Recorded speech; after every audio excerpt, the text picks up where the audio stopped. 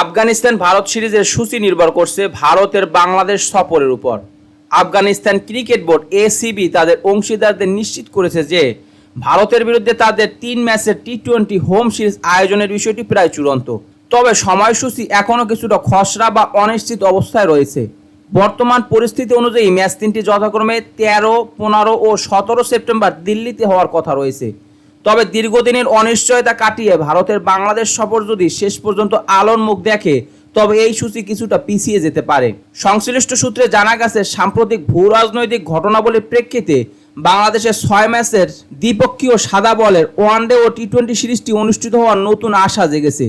শুক্রবার প্রকাশিত একটি প্রতিবেদনে জানা যায়, ভারত সরকার বাংলাদেশের প্রধানমন্ত্রী জনাব তারেক রহমানকে সেপ্টেম্বরে অনুষ্ঠিতব্য 18তম ব্রিক্স শীর্ষ সম্মেলনে আমন্ত্রণ জানিয়েছে।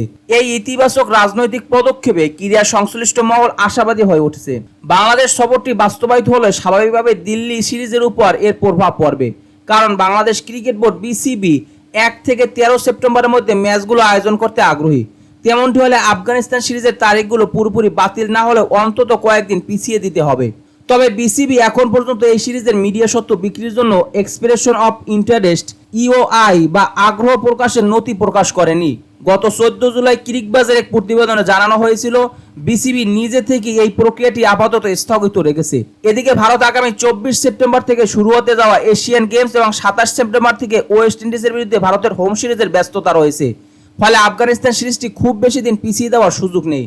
ভারতীয় ক্রিকেট কন্ট্রোল বোর্ড বিসিসিআই যদি শেষ পর্যন্ত বাংলাদেশ সফরে দল পাঠায় তবে আফগানিস্তান সিরিজটি হয়তো কেবল কয়েকদিনের জন্য পিছাবে। আর এই বিষয়ে বিসিসিআই সম্পূর্ণভাবে ভারত সরকারের পরামর্শ মেনে সিদ্ধান্ত নেবে। দর্শক, ভারত বাংলাদেশ সিরিজ নিয়ে আপনার মতামত কি, কিংবা এটি অনুষ্ঠিত হলে বাংলাদেশ ক্রিকেট বোর্ড কতটা উপকৃত হবে? চাইলে আপনার মতামত কমেন্ট বক্সে জানিয়ে দিতে পারেন। খেলাধুলা বিষয়ক সকল আপডেট সবার আগে পেতে স্পোর্টস মিডিয়ার সাথেই থাকুন। পেজটি ফলো দিবেন, চ্যানেলটি সাবস্ক্রাইব করতে ভুলবেন না। ধন্যবাদ সবাইকে।